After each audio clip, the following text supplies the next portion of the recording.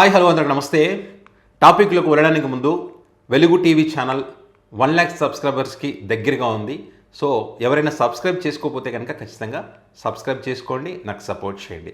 So topic ఏంటంటే మిథున్ రెడ్డికి bail రావడంతో మరి సిట్ చేతులు ఎత్తేసినట్టే, ఈ లిక్కర్ కేసు తేలిపోయినట్టే. సో వాటికి సంబంధించి మరి బలమైనటువంటి ఆధారాలు ఉన్నాయి. అదేవిధంగా మిథున్ రెడ్డి గారు బెయిల్ ఇవ్వడానికి కోర్టు ప్రస్తావించినటువంటి కీలకమైనటువంటి అంశాలు ఏంటనేది కూడా మనం ఈ వీడియోలో మాట్లాడుకుందాం. ఇక్కడ ఈ లిక్కర్ కేసు నేను ఎప్పుడు స్కామ్ అని చెప్పి అనలేదు, ఎందుకంటే డే 1 నుంచి కూడా ఇది స్కామ్ లాగా మనం చూడలేదు, ఎందుకంటే దాని తగ్గ ఆధారాలు లేవు. ఇది రాజకీయ కక్షా సాధింపులో ఆ కోణంలోనే పెట్టినటువంటిది.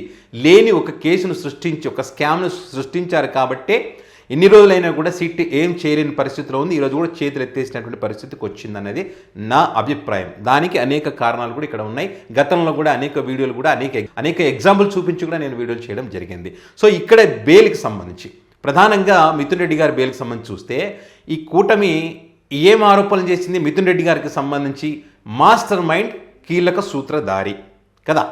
మరి మాస్టర్ మైండ్ అయినప్పుడు, కీలక సూత్రధారి అయినప్పుడు వేరే వాళ్ళపైన డిపెండ్ అయ్యి వాళ్ళు ఎవరో చెప్పారని చెప్పి అనుమానంతో ఈ వ్యక్తిని అరెస్ట్ చేస్తారా?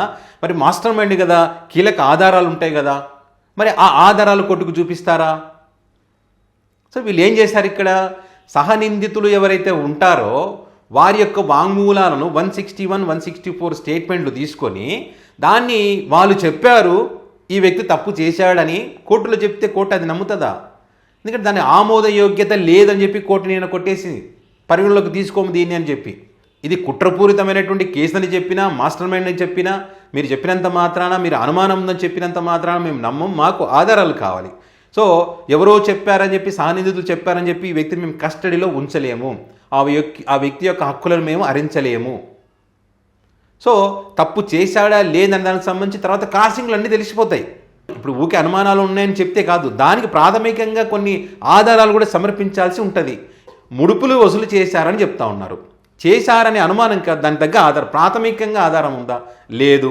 నేరపూరిత కుట్ర అని అంటారు, కానీ ఆధారాలు లేవు.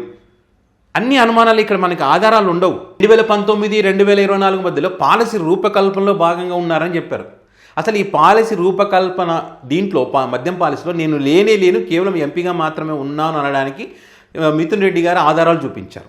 రూపకల్పనలో నేను లేను అనడానికి, ఉన్నాడు అనడానికి వీళ్ళ ఆధారాలు చూపించాలి. చూపించగలిగారా? లేదు.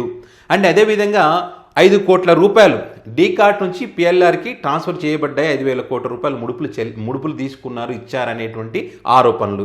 మరి దానికి సంబంధించిన ఆధారాలు ఉన్నాయా? లేవు. మళ్ళీ ఇంకొకటి ఏంది? గూగుల్ టేక్అవుట్స్, వాళ్ళ మీడియాలో దంచి కొట్టారు, గూగుల్ టేక్అవుట్స్లో దొరికిపోయారు, సెల్ ఫోన్ టవర్స్లో దొరికిపోయారు అని చెప్పి. మరి దాని తగ్గ ఆధారాలు కోర్టుకి ఆధారాలు కదా కావాల్సింది. మీ ఛానల్లో, మీ పత్రికల్లో ఎన్నైనా వేసుకోవచ్చు, ఎన్నైనా చూపించవచ్చు, మరి దానికి ఆధారాలు చూపించలేదు కదా.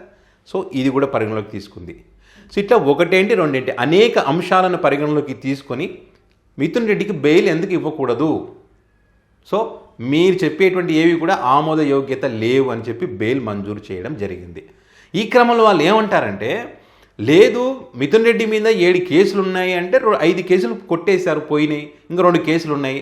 కోర్టు భావించింది ఇక్కడ కీలక అంశాలంటే ఇవే. చూడండి, ఇప్పుడు రాజకీయ నాయకుడు అన్న తర్వాత చాలా కేసులు ఉంటాయి, 2 కేసులు ఉండడంలో తప్పే ఉంది. పైగా మొన్న ఉపరాష్ట్రపతి ఎన్నిక సందర్భంగా ఓటు వేయడానికి వెళ్ళినప్పుడు ఈ నిబంధనలు ఏవైతే ఉన్నాయో తూచా తప్పకుండా నిబంధనలు పాటించి కోర్టుని గౌరవించి మళ్ళీ తిరిగి సరెండర్ అయ్యాడు.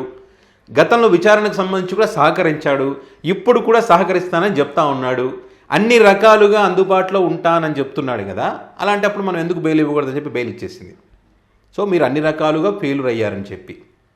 ఓకే, ఇక్కడ తేలిపోయింది అనడానికి కూడా బలమైన కారణాలు ఉన్నాయి. ఓకే, మొదటి నుంచి కూడా ఈ కేసుకు సంబంధించి వీళ్ళు ఛార్జ్షీట్లు దాఖలు చేసినప్పుడు న్యాయస్థానము 21 తప్పిదాలను చూపించిందంటే ఇంకా అర్థం చేసుకోండి మీరు. అండ్ అదేవిధంగా రాజ్ కసిరెడ్డికి సంబంధించి 11 కోట్ల రూపాయలు సీజ్ చేశామని చెప్పారు. సీజ్ చేసినప్పుడు ఇంకా ఎంత ఉదరగొట్టారో మనం చూసి దొరికిపోయారు అని చెప్పి. ఓకే, అందరికీ షాక్ ఇస్తూ రాజ్ కసిరెడ్డి ఏం చేశాడు? కోర్టులో ఈ 11 కోట్ల వ్యవహారానికి సంబంధించి ఆ నోట్లపైన ఉండేటువంటి వేలుముద్రలు కానీ, ఆ నెంబర్స్ కానీ, అది ఏ బ్యాంక్ నుంచి తీసుకొచ్చారనేటువంటి అంశాలకు సంబంధించి విచారణ చేయమని కోర్టుని కోరడం జరిగింది. కోర్టు కూడా రాజకేష్ రెడ్డితో ఏకీభవించి సరే ఆర్బీఐ ద్వారా విచారణ చేయమని చెప్పింది. అప్పుడు సీటు తోక ముడిచినట్టే కదా. మరి ఎందుకని విచారణ చేసి ఇదిగో ఈ ఆర్బీఐ దగ్గర నెంబర్లు ఉంటాయి కదా, ఎప్పుడు ఏంటి దాని లెక్కలేని దాని కథ అన్నీ తెలుస్తాయి కదా. సో అట్లా దొరికిపోతారు. అక్కడ పులి స్టాప్, అక్కడితో ముందుకు కదలలేని పరిస్థితి. నన్ను ఏమంటారు, చేతులు ఎత్తేసినట్టే కదా. అండ్ అదేవిధంగా విరాట్ సిమెంట్కి సంబంధించి బాలాజీ గోవిందప్ప సంబంధం లేనటువంటి వ్యక్తిని తీసుకొచ్చి ఇందులో ఆ వ్యక్తి అదే చెప్పాడు, నేను సిమెంట్ దాంట్లో ఒక భాగస్వామిని, అంత మాత్రాన నాకు సంబంధాలు ఉన్నాయని చెప్పి నన్ను అంటగట్టేసి నా పరువు ప్రతిష్టలకు భంగం కలిగే విధంగా చేస్తారని చెప్పి అనేక ఆధారాలు ఆయన చూపించడం జరిగింది. నాకు సంబంధం లేదు అని. వీళ్ళు సంబంధం ఉంది అని చూపించాలి కదా, మరి చూపించడంలో వీళ్ళు విఫలం చెందారు. మరి మిథున్ రెడ్డి గారితో పాటు మిగతా వాళ్ళకు కూడా బెయిల్ వచ్చింది. కృష్ణమోహన్ రెడ్డికి, అదేవిధంగా ధనుంజయ రెడ్డికి, బాలాజీ గోవింద వీళ్ళందరికీ బెయిల్ వచ్చింది. ఏ సెక్షన్ ప్రకారం వచ్చింది? ఇక్కడ 167/2 సిఆర్పిసి సెక్షన్ ప్రకారం వచ్చింది. అంటే దీని ప్రకారం కోర్టు బెయిల్ ఇచ్చిందంటే ఇక్కడ వాళ్ళ ఈ చట్టాన్ని ఉల్లంఘించారు. ఇక్కడ 390 ఏదో చెప్పేసి మేము దీని ప్రకారమే రిమాండ్ సెక్షన్ ఇచ్చామని చెప్పి కోర్టునే తప్పుదో పట్టించినటువంటి పరిస్థితి వీళ్ళది. ఎక్కడైనా సరే ఎంటైర్ ఎపిసోడ్లో ఎక్కడైనా వీళ్ళు ఆధారాలు చూపించగలిగారా? ఏదైనా సరే చూపించలేకపోగా వీళ్ళు ఏం చేస్తారంటే సంబంధం లేనటువంటి వ్యక్తులందరినీ తీసుకొచ్చి దీన్ని ఇరికిస్తారు. కొత్త కొత్త పేర్లు, నర్రెడ్డి సునీల్ రెడ్డి అంటారు, చెవిరెడ్డి భాస్కర్ రెడ్డిని తీసుకొచ్చారు, వైఎస్ అనిల్ రెడ్డిని తీసుకొచ్చారు, అదేవిధంగా ఇప్పుడు social media incharge Sajjala Bhargava రెడ్డిని తీసుకొచ్చారు. ఇట్లా ఎవరిని పడితే వాళ్ళని సంబంధం లేని వాళ్ళందరినీ తీసుకొచ్చి అందులో పెట్టినప్పుడు అనుమానాలు ఉన్నాయి అనడం వేరు, వాటికి ఆధారాలు కూడా కనీసం ప్రాథమిక ఆధారాలు కూడా సమర్పించలేకపోతే మీరు 1 year కాలంలో 15 నెలల కాలంలో మీరు సిట్టు విచారణలో మీరు సాధించింది ఏంటి, చేసింది ఏంటి? మీ అనుమానాలను బేస్ చేసుకొని వీళ్లకు బెయిల్ ఇవ్వకుండా ఉండలేము అనేటువంటి ప్రస్తావన వస్తుంది కదా. మరి ఇదంతా చూసినప్పుడు ఏమనిపిస్తుంది? ఇది కుట్ర కోణంలోనే కేవలం బేతాల కుట్ర అని వైసీపీ పార్టీ ఏదైతే చెప్తా ఉందో, మరి బేతాల కుట్రలాగానే ఉంది కదా. ఇది కేసులో ఏమీ లేదనడానికి ఇంకా చాలా విషయాలు నేను చెప్పుకుంటూ పోతే. సో ఫైనల్గా అయితే మిథున్ రెడ్డి గారికి బెయిల్ రావడం జరిగింది, అంతకుముందు 4 బెయిల్ రావడం జరిగింది. ఆ తర్వాత ఇప్పుడు ఇందులో ఈ కేసులో ఉన్నటువంటి మిగతా వాళ్ళకు కూడా బెయిల్ వచ్చేటువంటి అవకాశం ఉంది. ఎందుకంటే ఇక్కడ బెయిల్ ఇచ్చారు కాబట్టి వారు కూడా బెయిల్ ఇచ్చేటువంటి అవకాశాలు ఎక్కువగా ఉన్నాయి. ఇక్కడ సిట్టు బలమైనటువంటి ఆధారాలు సమర్పించకపోవడంతోనే నీరు గారిపోతున్నటువంటి పరిస్థితి ఈ కేసు వ్యవహారం. సో మరి దీనిపైన మీ అభిప్రాయాన్ని కామెంట్ రూపంలో పెట్టండి. ఛానల్ సబ్స్క్రైబ్ చేసుకున్న వాళ్ళు ఎవరైనా ఉంటే ఖచ్చితంగా ఛానల్ సబ్స్క్రైబ్ చేసుకోండి. Thank you.